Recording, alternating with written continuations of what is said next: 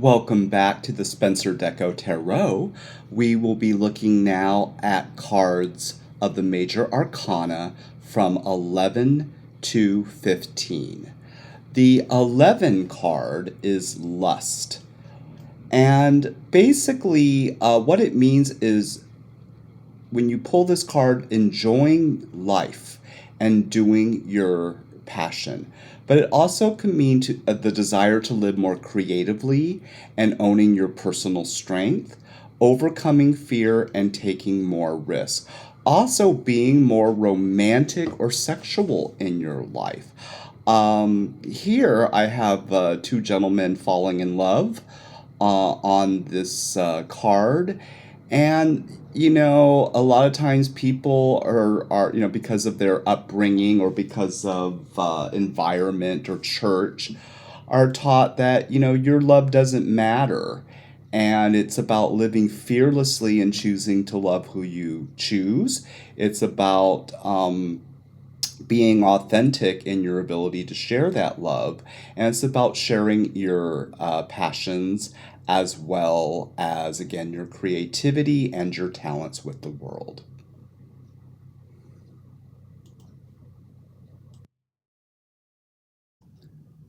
The 12 of the major arcana in most traditional decks, including Thoth and Rider-Waite, is called the Hangman. And I just wanted to slightly update it for my cards, and I call it prison.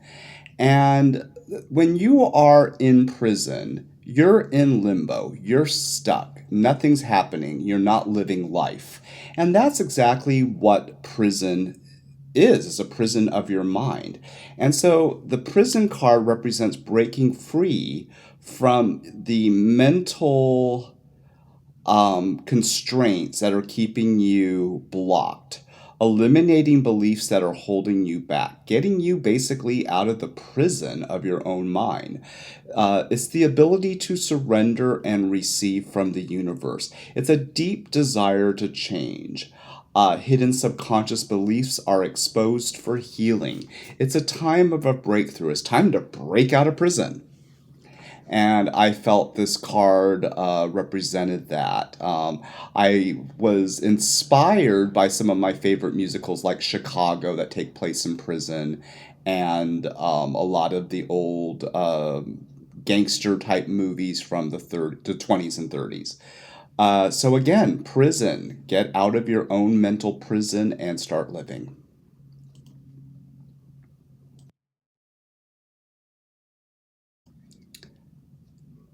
Don't be scared by card 13. There's a lot of superstition about it, and it's the death card.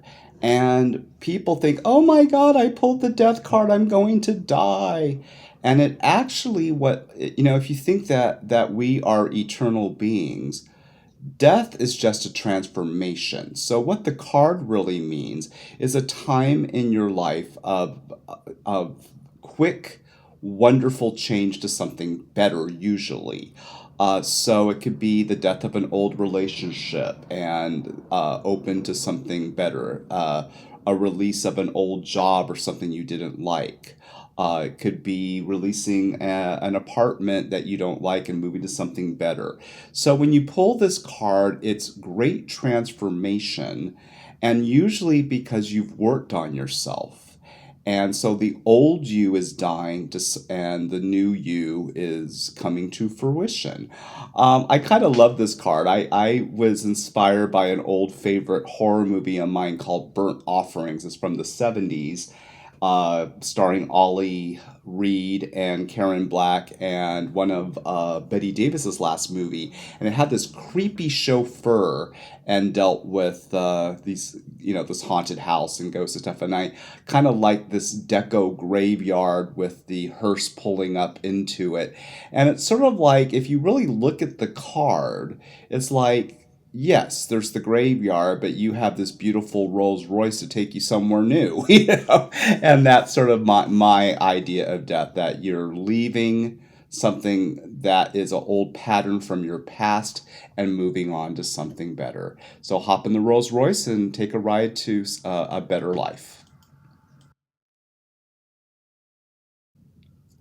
Card 14 in the Spencer Deco Tarot is called Fashion. And in traditional decks, it's sometimes called Art or Temperance. And what it means is one who creates something, someone who's studying the arts, renovating or decorating one's home, a personal makeover, and also balancing masculine and feminine. It can mean creative projects, allowing for more free time for your passions and discovering new talent.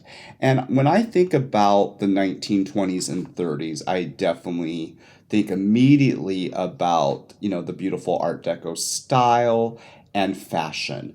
And, choosing to present yourself in a way that is the most beautiful and elegant you can be.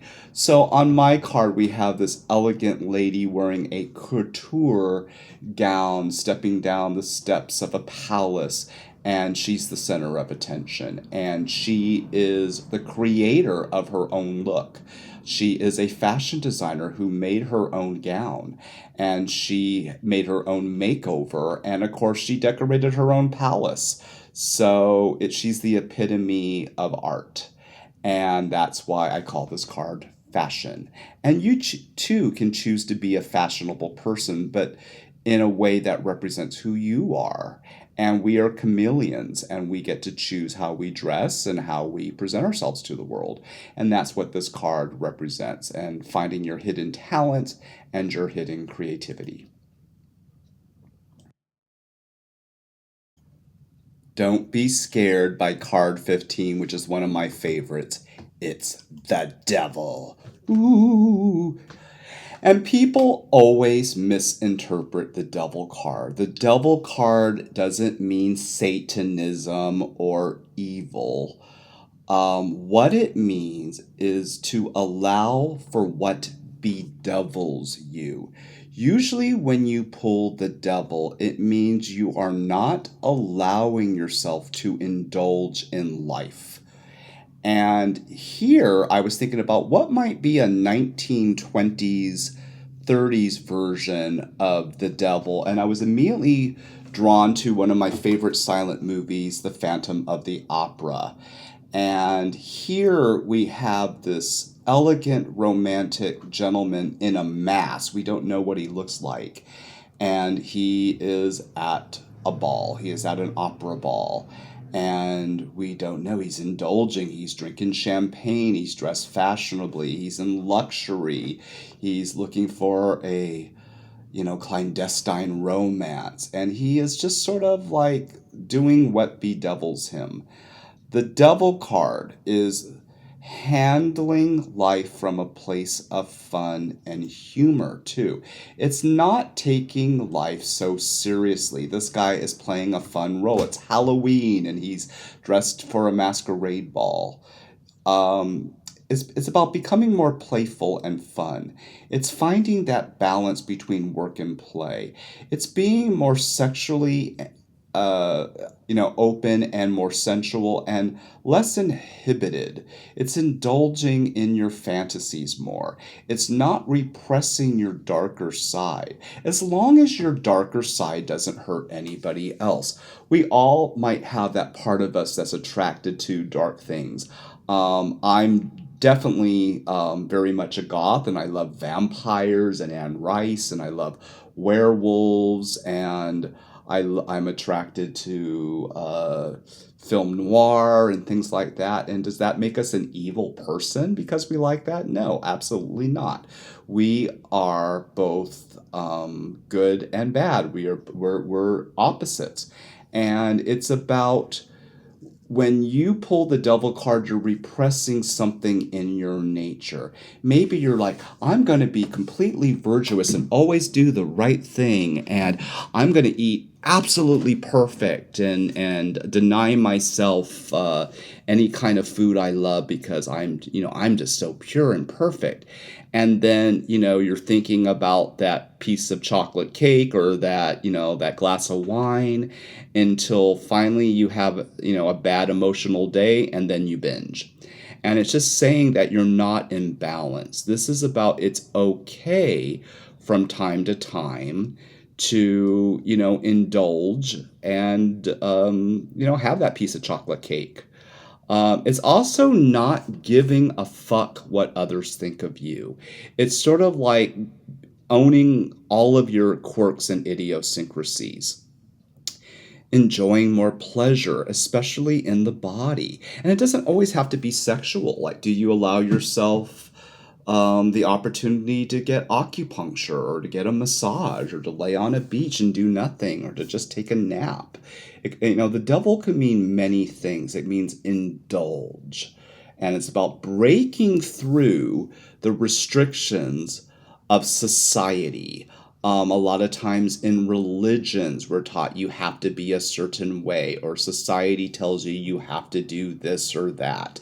And it's sort of like basically saying, I make my own rules. And, the phantom devil on this card, he's a powerful being and he's going to do what he wants.